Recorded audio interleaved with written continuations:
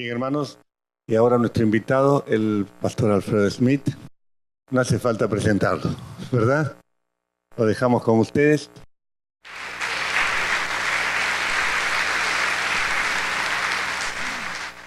Muy buenas noches. Es grato poderles saludar en esta magna asamblea de líderes. Gracias por el privilegio de poderles acompañar. Y confío que el tiempo que dispongamos aquí juntitos sea usado por el Espíritu Santo para descorrer el velo y hacernos ver algunas cosas que no surgen a simple vista.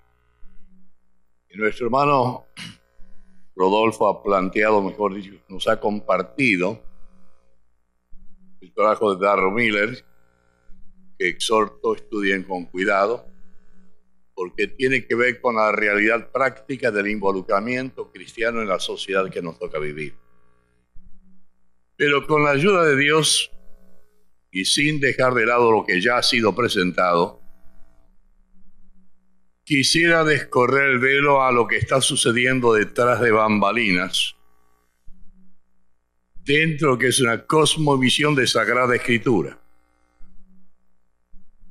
Lo que hemos escuchado es el análisis apropiado desde una perspectiva espiritual, bíblica y sociológica. Lo que deseo compartir en el nombre del Señor es una cosmovisión profética. ¿Qué es lo que el Espíritu Santo, a través del Espíritu de profecía, nos revela y que está operando detrás de bambalinas?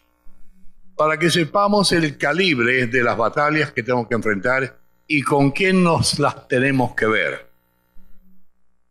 Porque lo que hemos visto hasta aquí es correcto, es lo que yo llamaría la perspectiva horizontal.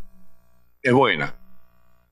Nos tiene que impulsar a la evangelización sistemática, no esporádica, sistemática, confrontando a la gente con la realidad de su destino eterno. Lo que ahora quisiera compartir tiene que ver con la perspectiva vertical. La cruz tiene dos perspectivas, ¿verdad? Vertical, tierra y cielo, y horizontal, lo que sucede sobre el horizonte. Con la ayuda del Señor, permítame llevarles a esa perspectiva profética para entender qué es lo que estamos enfrentando. En la Segunda Guerra Mundial, en el norte de África, había dos grandes generales en campos opuestos. Estaba el Rommel, Mariscal Rommel, de las tropas hitlerianas, alemanas, y estaba el Mariscal Montgomery, de las fuerzas británicas. Un periodista atinó a entrevistar a Montgomery en su vagón en el cual él trabajaba, una especie de vagón que se transportaba de un lugar a otro, y al entrevistarle vio que en su camarote allí en ese vagón Montgomery tenía el retrato de el general Rommel. Y el periodista le dijo, pero ¿cómo es que usted tiene un retrato aquí de su enemigo, su opositor? Montgomery era un agudo pensador, un estratega bélico fenomenal, y le dijo al periodista, quiero cada día mirar el rostro de mi enemigo, estudiar la expresión de sus ojos, los rasgos de su entrecejo y su cara, para poder meterme dentro de él e interpretar lo que yo debo interpretar para enfrentarlo con conocimiento de causa. Lo que yo deseo en esta oportunidad, en el tiempo que dispongo, es precisamente poner delante nuestro el retrato de aquel contra el cual nos las tenemos que ver. Repito, lo que hemos escuchado aquí, hasta aquí es adecuado. Interioricémonos de las implicaciones bíblicas y sociológicas que hemos escuchado, pero en la gracia del cielo confío que puedan tener la paciencia del caso para seguirme, puedan ver la naturaleza del conflicto en que estamos inmersos al ser creyentes. Permíteme ir al libro del Apocalipsis, el último libro de la Biblia. No vamos a hacer un estudio de Apocalipsis, pero tengo que hacerlo para basamentar el punto de partida. En Apocalipsis, en el capítulo 17, yo estoy leyendo en una versión ligeramente distinta a la que usted tiene entre manos, de modo que no se sorprenda de un cambio de vocabulario. Dice: uno de los 7 ángeles que tenía las 7 copas vino y habló conmigo. Ven, te mostraré el juicio de la gran ramera que está sentada sobre muchas aguas. Con ella, las naciones de la tierra cometieron actos inmorales. Fornicación, dice la otra versión. Y los moradores de la tierra fueron embriagados con el vino de su inmoralidad. Entonces me llevó en el espíritu a un desierto. Vi a una mujer sentada sobre una bestia escarlata, llena de nombres blasfemos, y que tenía 7 cabezas y 10 cuernos. La mujer estaba vestida de púrpura y escarlata, adornada con oro y piedras preciosas y perlas. Tenía en la mano una copa de oro llena de abominaciones y de la inmundicia de su fornicación. Sobre su frente había un nombre escrito, un misterio: Babilonia, la grande, la madre de las rameras y de las abominaciones de la tierra. Y vi a la mujer ebria de la sangre de los santos y de la mujer de los testigos y de la sangre de los testigos de Jesús. Profecía. ¿Se dan cuenta de quién está hablando? Babilonia. Babilonia aparece por primera vez en el libro de Génesis, en el intento de la reestructuración de la humanidad tras el diluvio. Es el esfuerzo del hombre por el hombre y para el hombre. Clásica sigla de la propagación de la democracia. Del hombre por el hombre y para el hombre. De la Revolución Francesa. Es el nido, por así decirlo, de la filosofía humanista que gobierna nuestro pensamiento contemporáneo. La Biblia descorre el velo y nos muestra no meramente lo sociológico o psicológico, nos muestra la realidad de lo que está sucediendo espiritualmente en el mundo que no se ve, pero que gravita definitivamente en lo que sí se ve. Y habla de Babilonia. Sabemos que Babilonia fue la capital caldea de aquel fastuoso imperio milenario del cual habla el libro del profeta Daniel.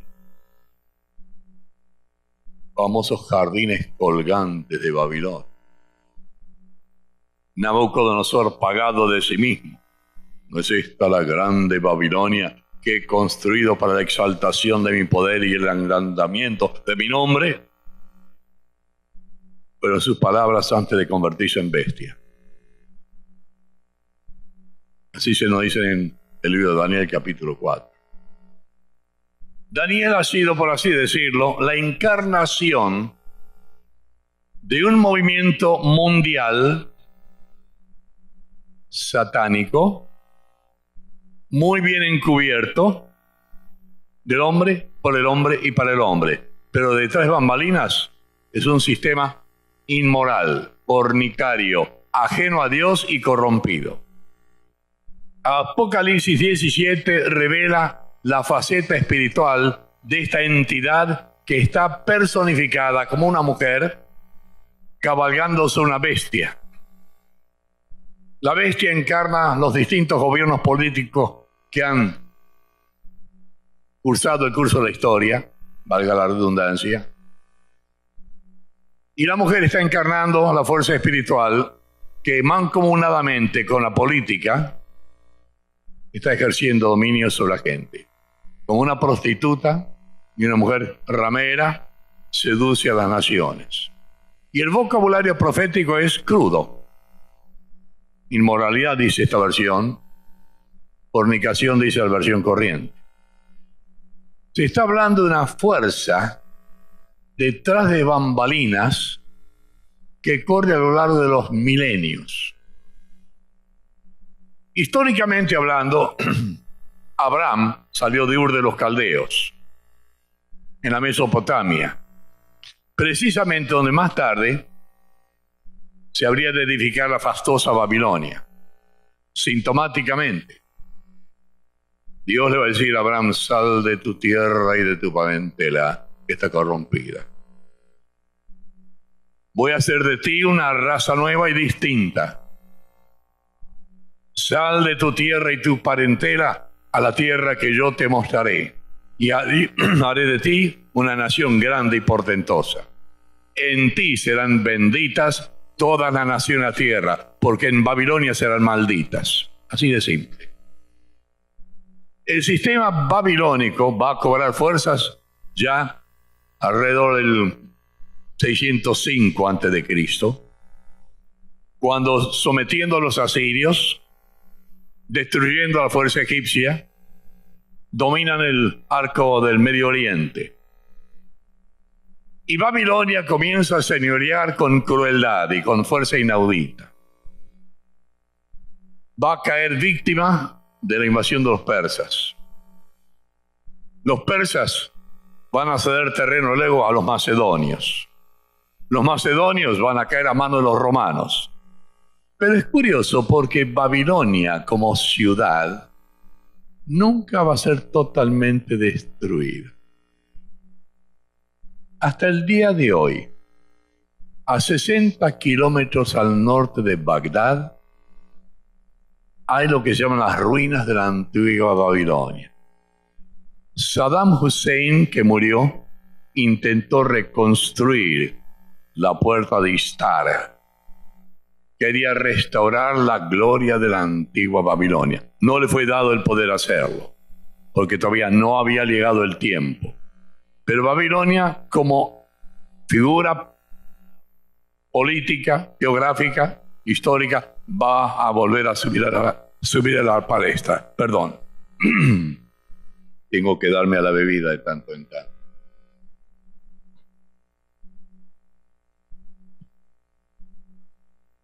Babilonia, como ciudad, repito, aparentemente ha dejado de ser y está simplemente limitada a un caserío. Repito, unos pocos kilómetros al norte de Bagdad, en Irak.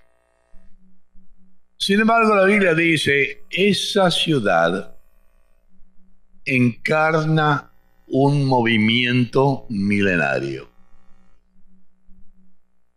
Es una fuerza con la cual se confabulan las potencias de las naciones.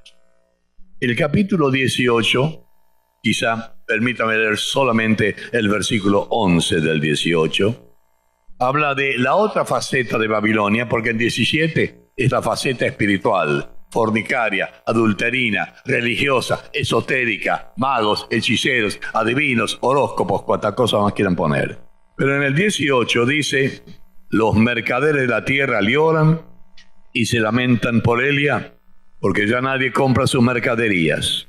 Cargamentos de oro, plata, piedras preciosas, perlas, lino fino, púrpura, seda y escarlata, toda clase de maderas olorosas, todo objeto de marfil, todo objeto hecho de maderas preciosas, bronce, hierro, mármol, canela, especies aromáticas, incienso, perfume, mirra, vino, aceite de oliva, flor de harina, trigo, bestias, ovejas, caballos, carros, esclavos, vidas humanas.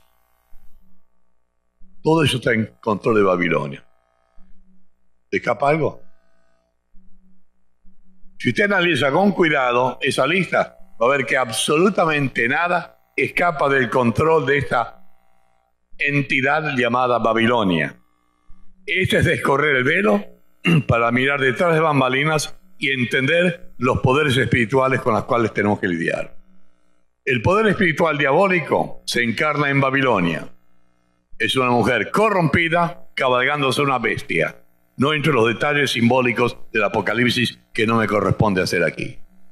Sí quiero identificar rápida y brevemente a esa Babilonia. Y si queremos entenderlo, vayamos al libro de Daniel, el capítulo 1, y vamos a tener algunas pautas muy interesantes en Daniel capítulo 1. Si me acompañan, van a ver en Daniel el capítulo 1 algunas cosas muy interesantes. Dice Daniel, y ustedes están conmigo, ¿verdad? El capítulo 1, versículos 1 y 2. ¿Qué hizo Nabucodonosor? Cautivó al pueblo de Dios. Para eso mando puntos. El que tiene oídos para oír, oiga. El que tenga entendimiento, entienda. Babilonia cautiva al pueblo de Dios. Capítulos 1, 1 y 2. Destruye el santuario. Matan indiscriminadamente. Se llevan los utensilios sagrados. Vea cómo opera Babilonia para con las cosas de Dios. Versículo 3. ¿Ven un nombre allí? Aspenaz. ¿Quién es? ¿Jefe de qué? ¿Por qué eunucos? Porque castraron a los jóvenes que habían cautivado. Daniel y los 3 hebreos fueron castrados. Cautivados, llevados en esclavitud a la tierra de Babilonia y castrados, impedidos de reproducirse. Se nos dice que en el proceso babilónico encontramos un lavado cerebral extraordinario. Vayan conmigo, por favor, y vean, estoy en Daniel capítulo 1.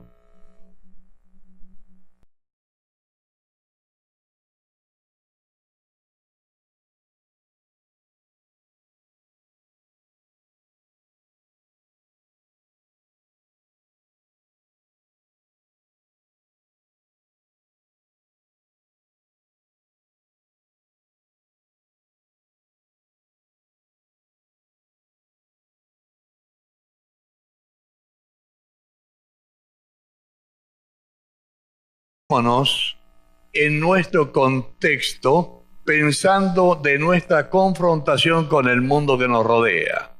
Como el mundo golpetea constantemente para reprogramarnos culturalmente, acondicionarnos, la palabrita, contextualizarnos. Esa palabrita contextualización, muy valedera en su propio lugar, es una palabrita que más de una oportunidad es mundanalización.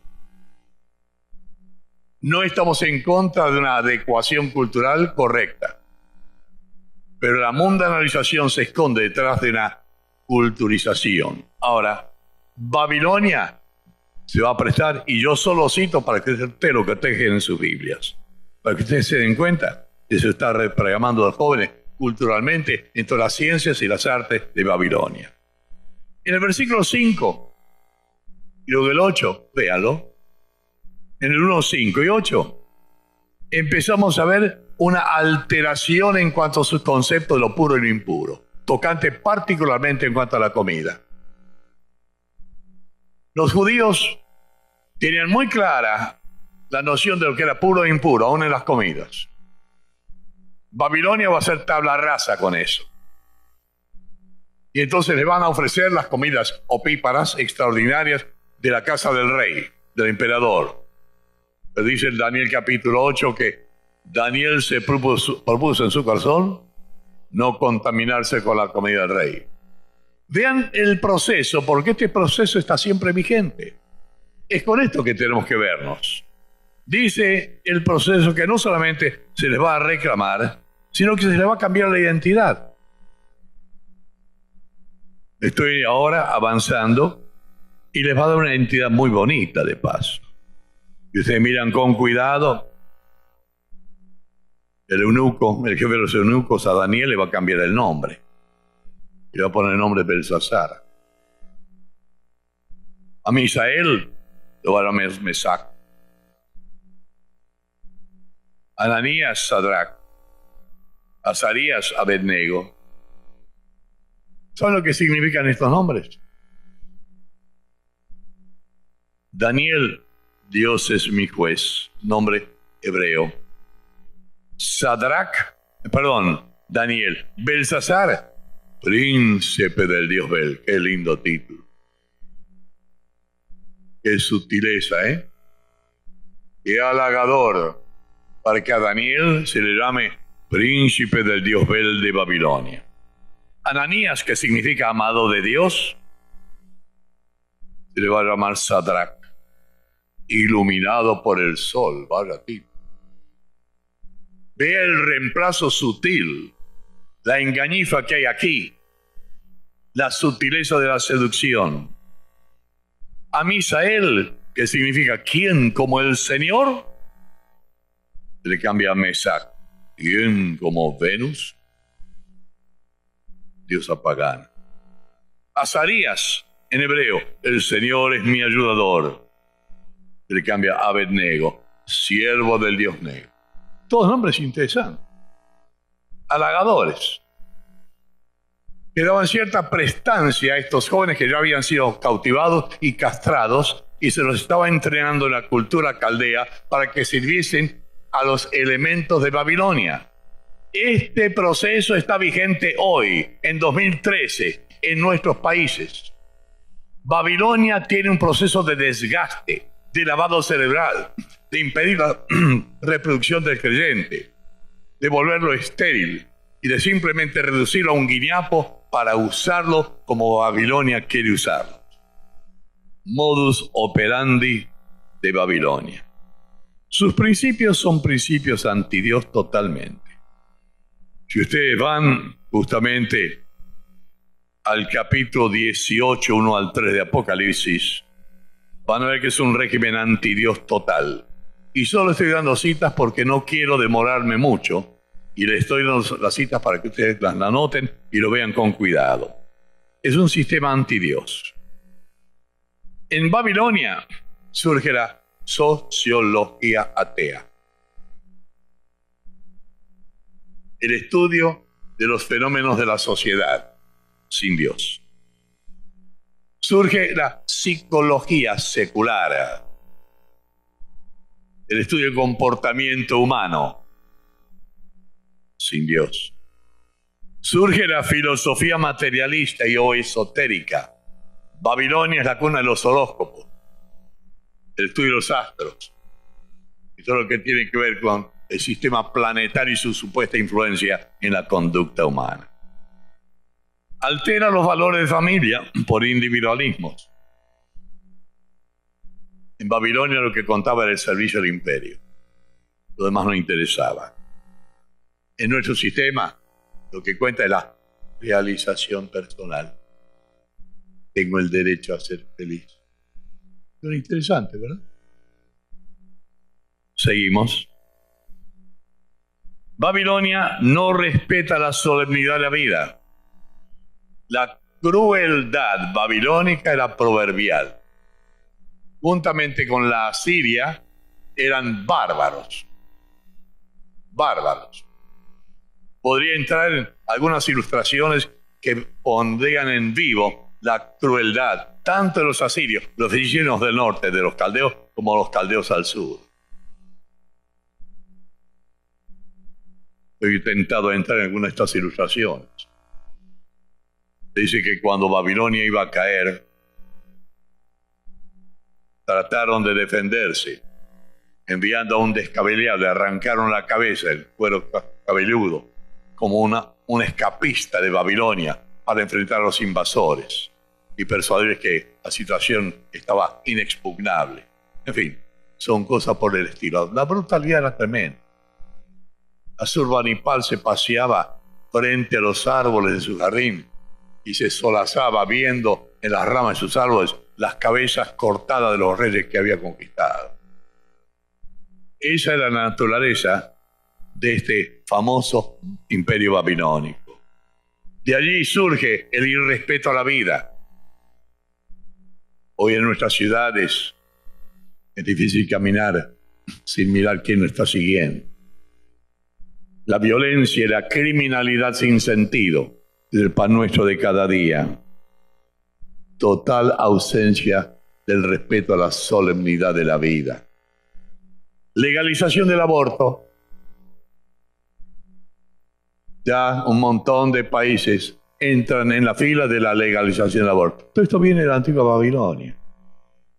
Nada más que los babilonios eran más directos. Mataban a la mujer encinta, listo. Le atravesaban con una lanza el vientre.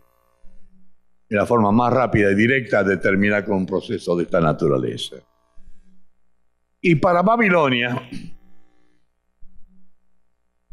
valía lo que valía por lo que se tenía. Y permíteme transmitirlo a un panfleto que leía en un avión en una oportunidad. Estaba escrito por un tal Carras, en inglés. Comentaba un seminario para empresarios y negociantes. Y la clave que regía este instituto de capacitación profesional era: en los negocios usted no recibe lo que merece, sino lo que negocia. Lo que usted vale moralmente no interesa. Lo que usted puede hábilmente desarrollar, eso sí cuenta. Eso es Babilonia. El valor de las cosas por encima de la persona. Y esta es una realidad que hace estragos, y yo estoy yendo rápido, simplificando cosas para que entendamos que Babilonia está viva y está bien, y está en nuestro medio. Ese es el mundo en el cual vivimos. El mundo en que vivimos es Babilonia. No porque estemos sujetos a una capital histórica y geográfica meramente, sino porque hay principios que rigen ese modus operandi y que está bien vivo en nuestros gobiernos, en nuestras cortes de justicia, en nuestros programas de educación, aún en la asistencia social. Gracias a Dios, la Iglesia de Jesucristo y la influencia cristiana han ido contrarrestando buena parte de estos maleficios. Y es notable porque particularmente en Europa occidental, a partir del siglo XV, XVI, XVII, floreciendo con fuerza la predicación del Evangelio, surgen aspectos de tremendo valor humano. La defensa de la solemnidad de la vida, el descanso semanal para el trabajador, el respeto a la mujer, la atención médica, la educación, factores que van a aflorar después del siglo XV, XVI en Europa y se van a propagar por otras partes del mundo, como contraparte y respuesta de la intervención de Dios en este sistema babilónico. Ahora, a la iglesia, ¿qué es lo que se le dice? Frente a este sistema imperante, el Señor está diciendo, y lo digo, yo cito la cita bíblica, porque entiendo que ustedes tienen Biblia, leen la Biblia, ¿verdad? Pregunto por segunda vez, ¿no? Es una buena costumbre. Primera Juan 2, 15, 16 dice: no améis al mundo ni las cosas que están en el mundo. Si alguno ama al mundo, ¿qué?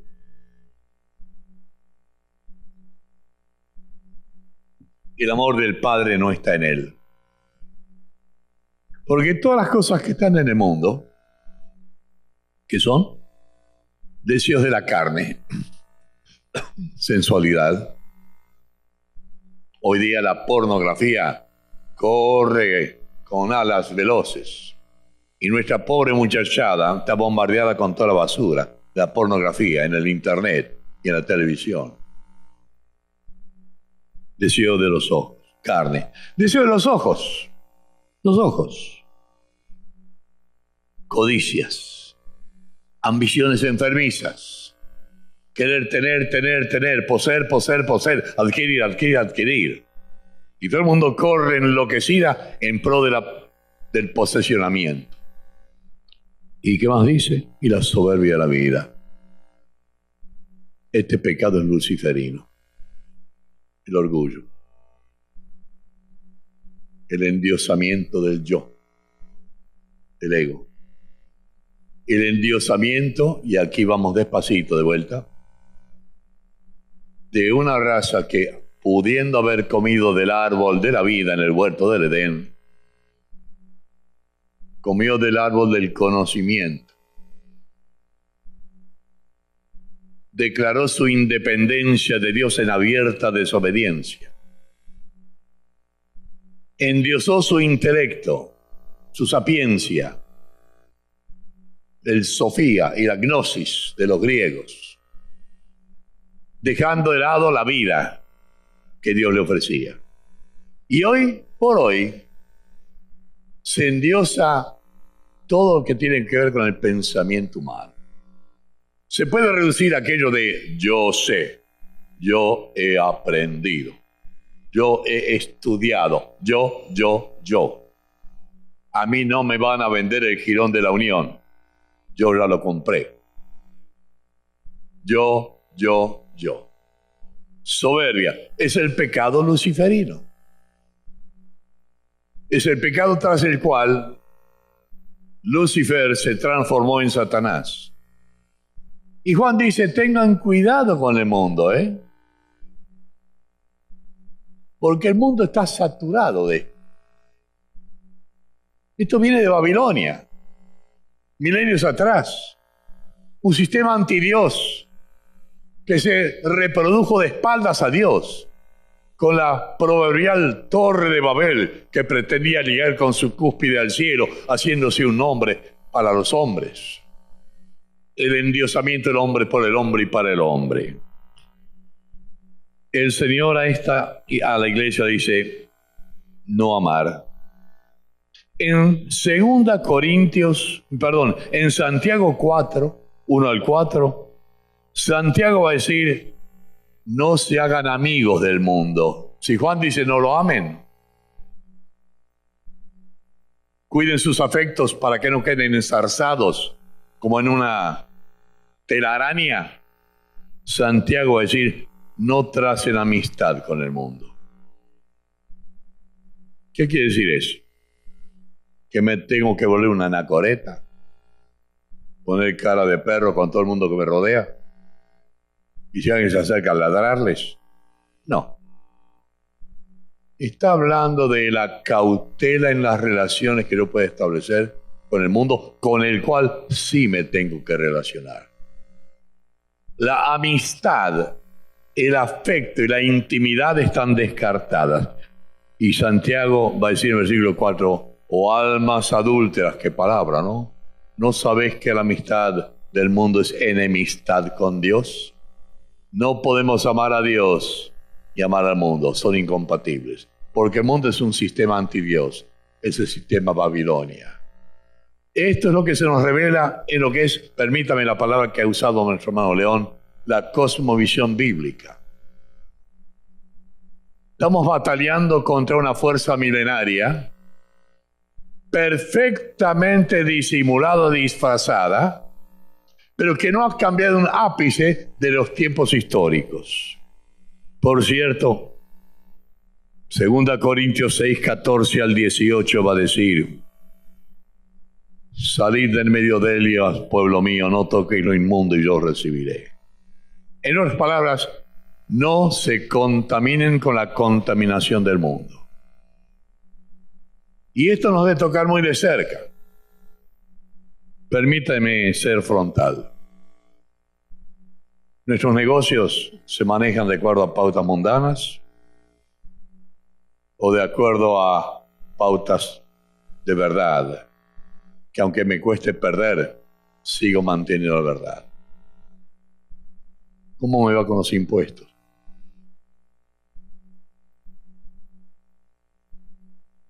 ¿Qué tal mi vestimenta? Particularmente, con respeto lo digo, las mujeres. La vestimenta es lo que los apóstoles enseñaron, discreta o exhibicionista.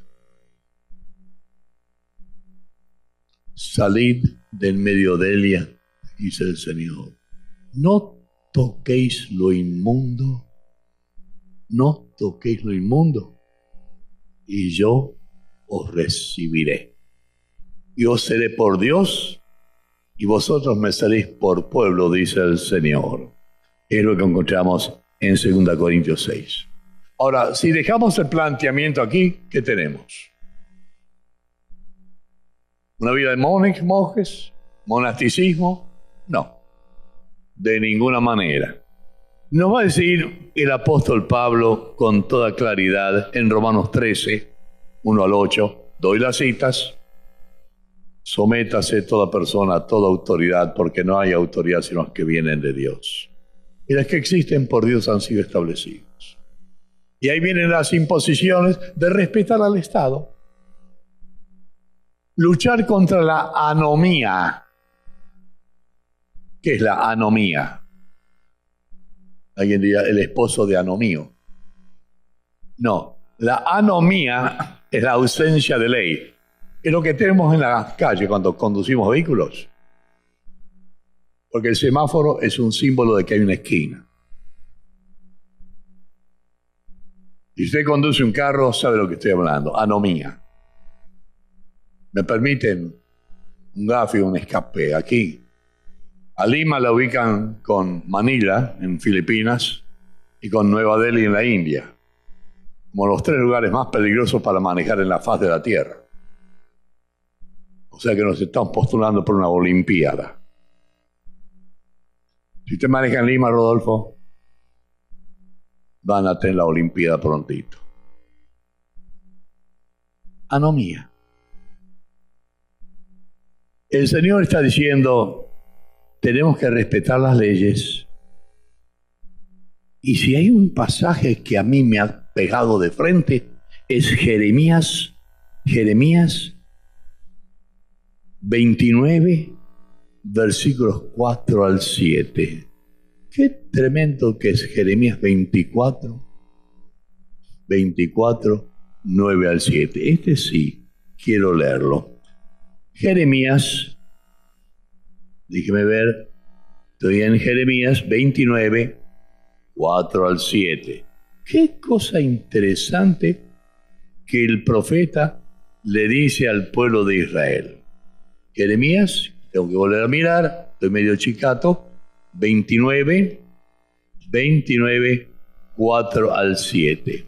Dice, así dice el Señor de los ejércitos, el Dios de Israel, a todos los desterrados que envié al destierro de Jerusalén a Babilonia. Versículo 5. Edifiquen casas, habítenlas, planten huertos, coman de su fruto, tomen mujeres, tengan hijos e hijas, tomen mujeres para sus hijos y den sus hijas a maridos para que den a luz hijos e hijas y multiplíquese de allí y no disminuyan. Y busquen el bienestar de la ciudad donde los he desterrado y rueguen al Señor por ella, porque en su bienestar tendrán bienestar. ¿Qué tal? Claro descorrimiento del velo. Por un lado, no hay que amar al mundo ni hacerse amigo del mundo. Hay que mantener una línea de separación.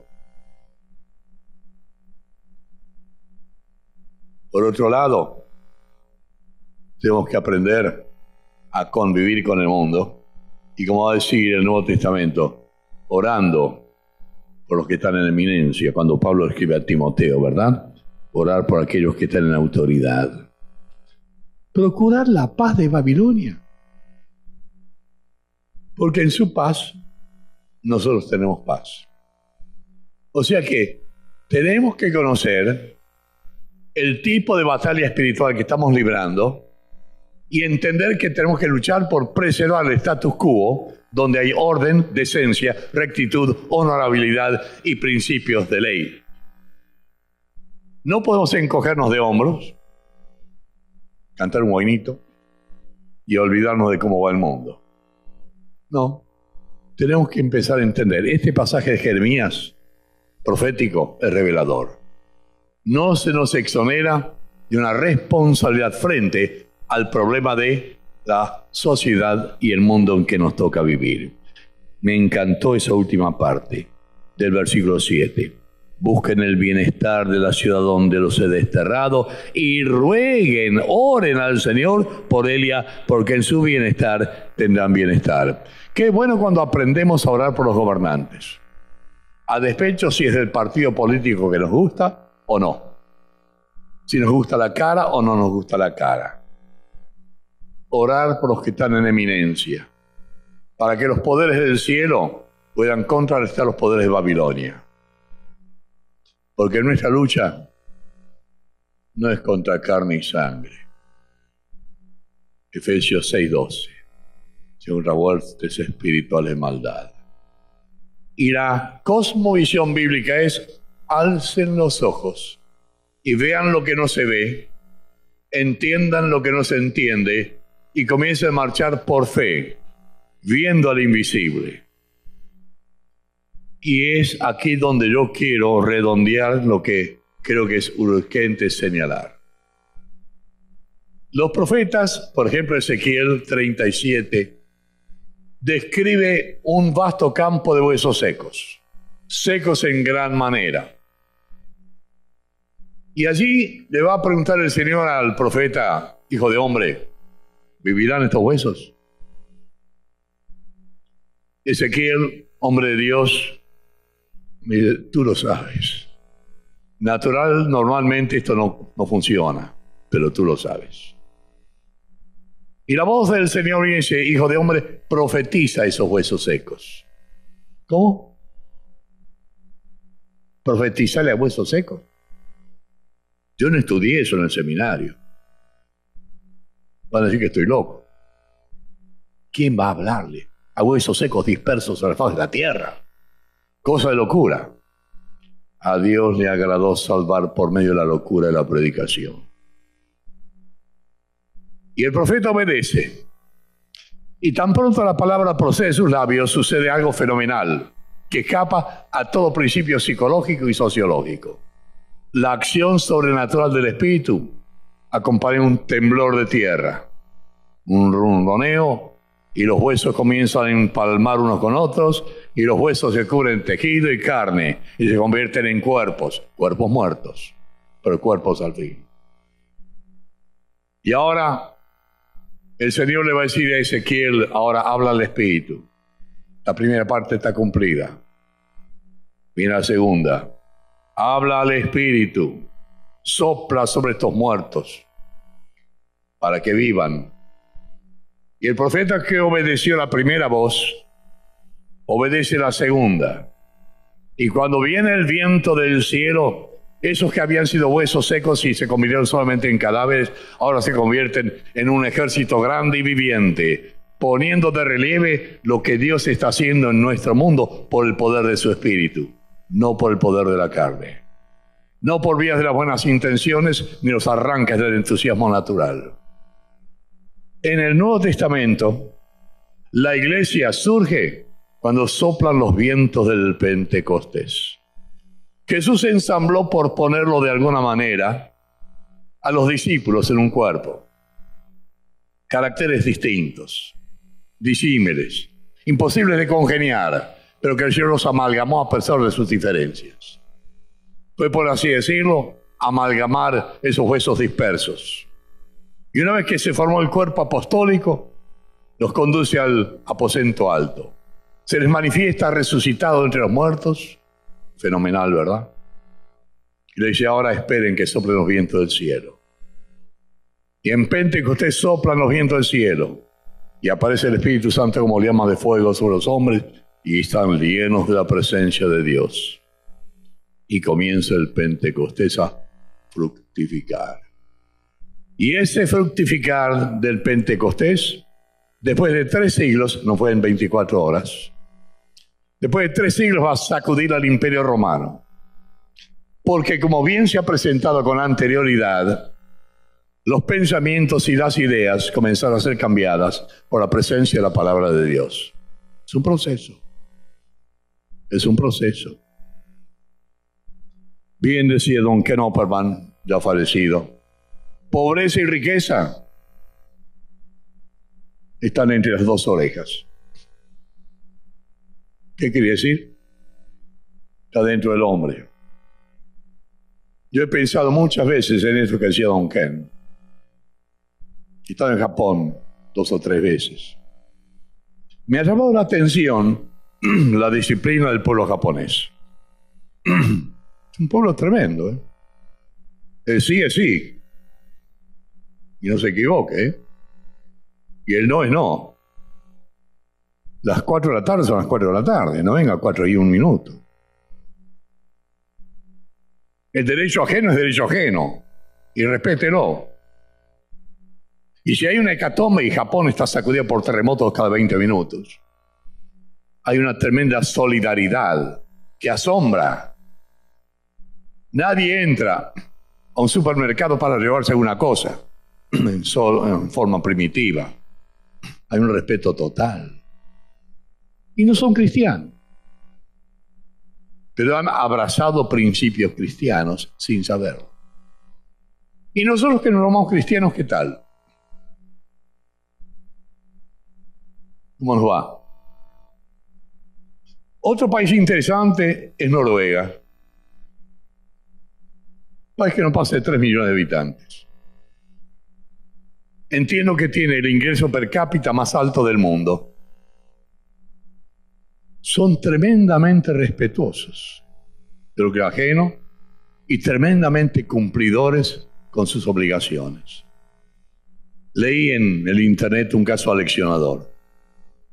Un ingeniero latinoamericano, no digo de dónde, fue a trabajar a Noruega, una gran empresa. Entraban a las 7 de la mañana.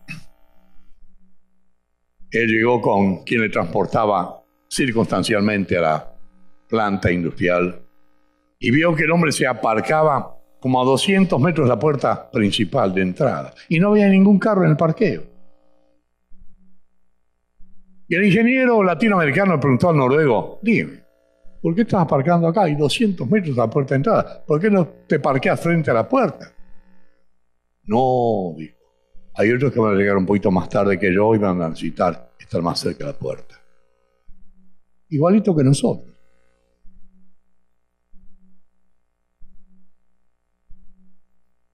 Querido hermano, qué tremendo es cuando comienza a primar el pensamiento del Espíritu Santo por la palabra y la obediencia a sus principios. Me encontraba en Argentina años atrás y me encontré con un tal Napoleón Villena, no sé si vivirá todavía, un lindo creyente, salteño, con la frontera de Bolivia. Y él me contaba algunas cosas interesantes. Vivía cerca de una comarca donde los nativos, braceros, trabajaban de lunes a viernes. Sábado se preparan para la francachela, domingo emborrachados hasta más no poder, y el lunes a mediodía recién aparecían a trabajar. Emborrachados, golpeaban a sus mujeres, los hijos mal vestidos, ninguno iba a la escuela, era una tragedia. Y me decía Napoleón Villena, acertaron a pasar algunos hombres predicando el Evangelio. Fue difícil. Penetrar en ese ambiente fue difícil. Pero 2 o 3 conversiones comenzaron a perfilarse. Y la conversión y los cambios de vida fueron tan patentes, tan radicales, tan tremendos, que ya la comunidad entera fue sacudida. ¿Por qué? Dejaban de emborracharse, dejaban de pegar a las mujeres, vestían a los niños, los comenzaban a mandar a la escuela y comenzaban a afectar la comunidad porque el pensamiento había sido cambiado a la luz de la palabra de Dios. No fue meramente un esfuerzo sociopolítico. Fue el poder de la palabra. Tengo que ir terminando porque si no, veo al pastor medio serio ahí atrás. En Argentina hay un monumento, una de las plazoletas de la ciudad de Buenos Aires, erigido a don William C. Morris. William Morris, un inglés flemático, como todos los ingleses,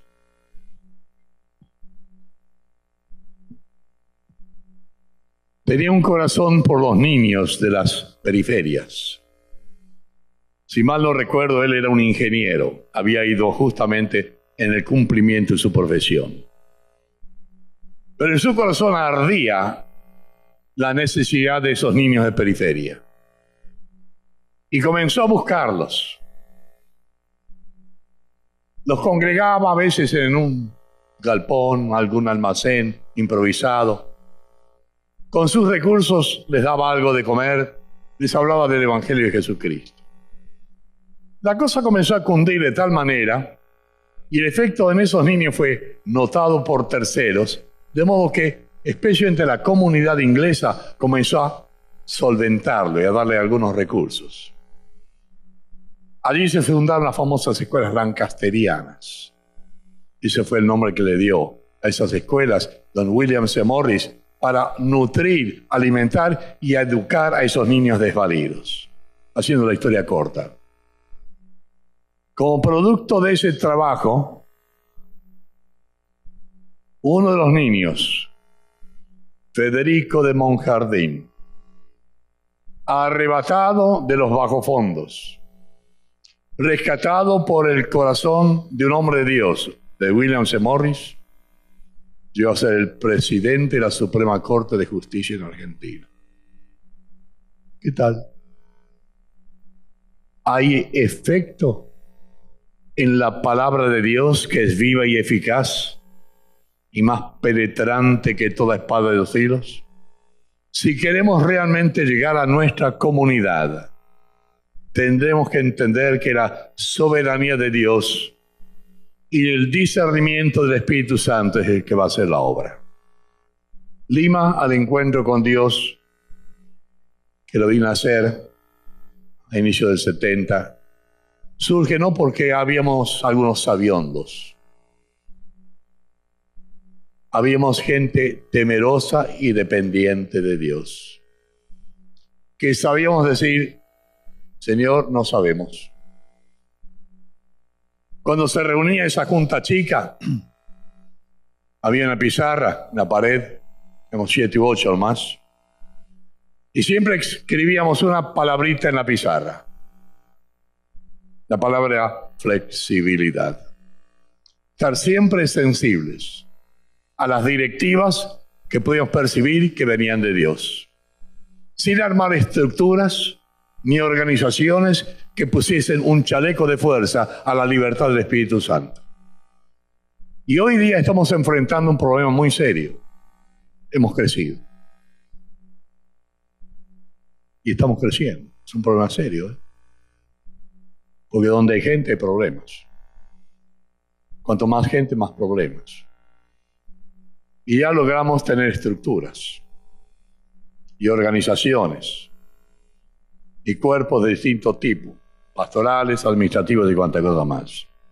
Y todo esto nos va a llevar a un descanso en nuestras capacidades. Babilonia, sutil, víctimas de un tipo de seducción. Yo creo que es tiempo de que comencemos a buscar a Dios para que vuelvan a soplar vientos del Pentecostés. Y el Espíritu Santo comience a hacer lo que solo el Espíritu Santo sabe y puede hacer.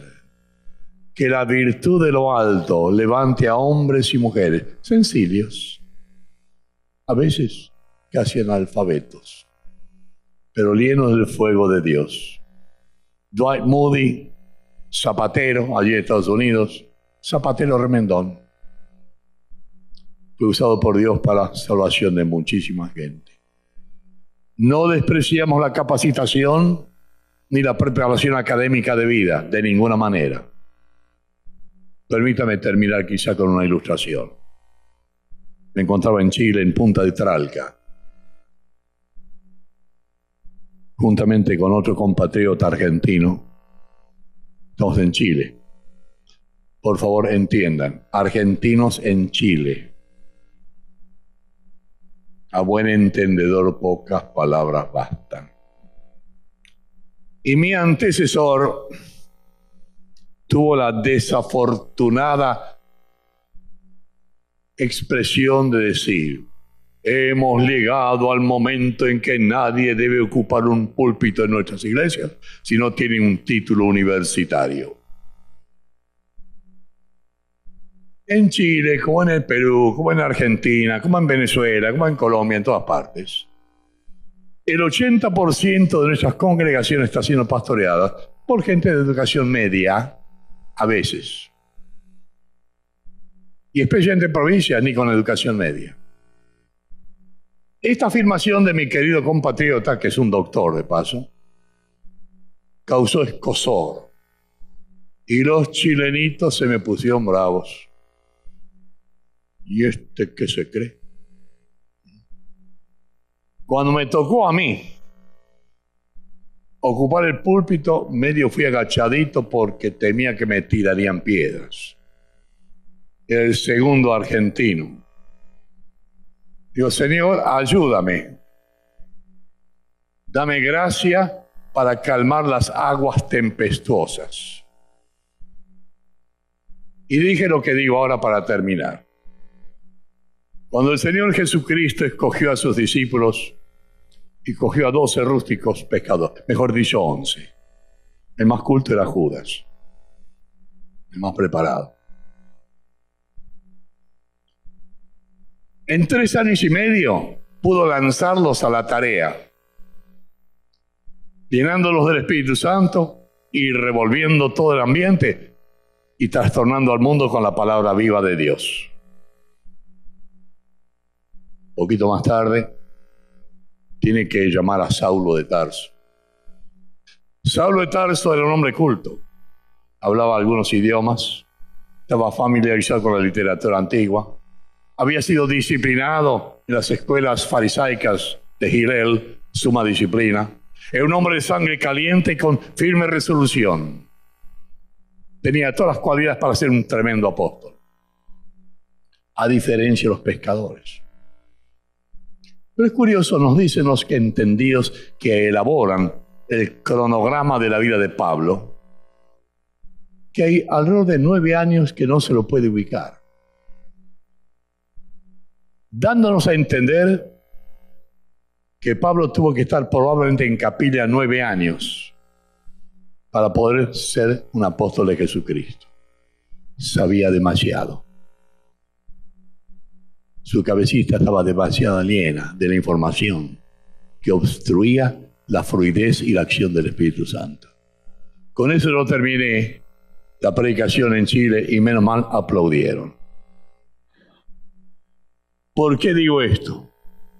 Tenemos una batalla contra Babilonia, detrás del cual está la bestia y detrás del cual está el mismo diablo.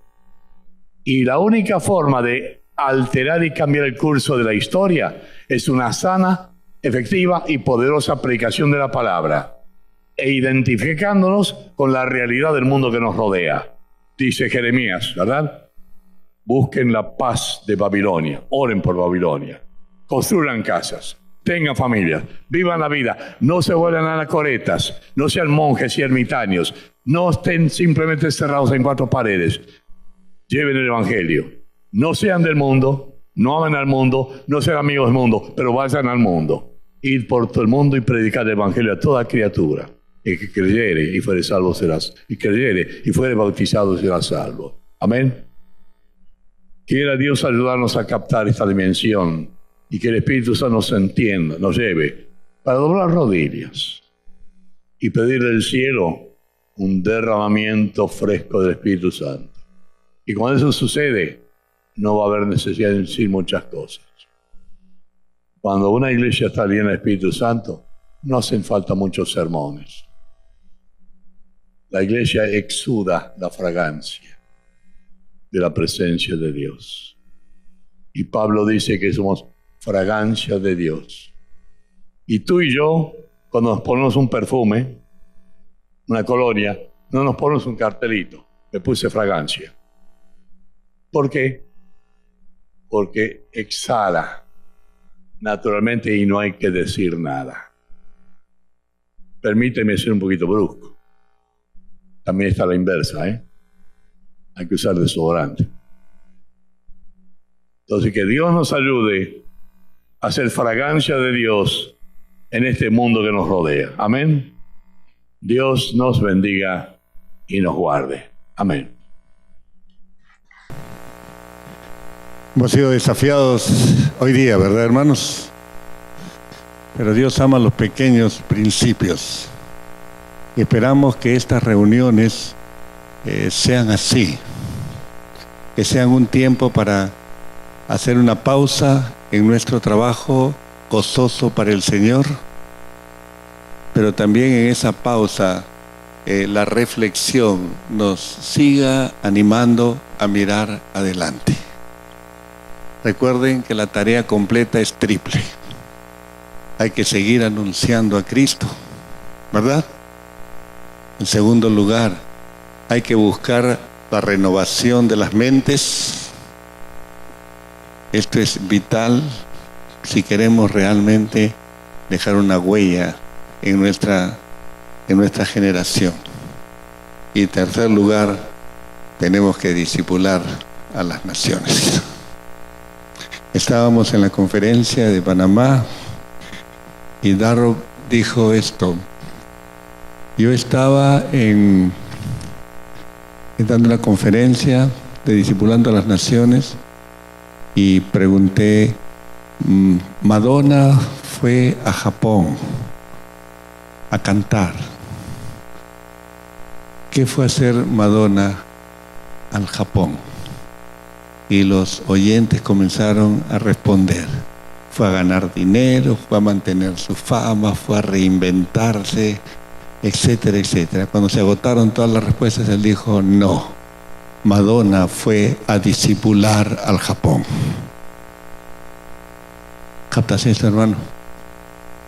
Si nosotros no discipulamos a las naciones, Satanás y sus huestes la discipulan.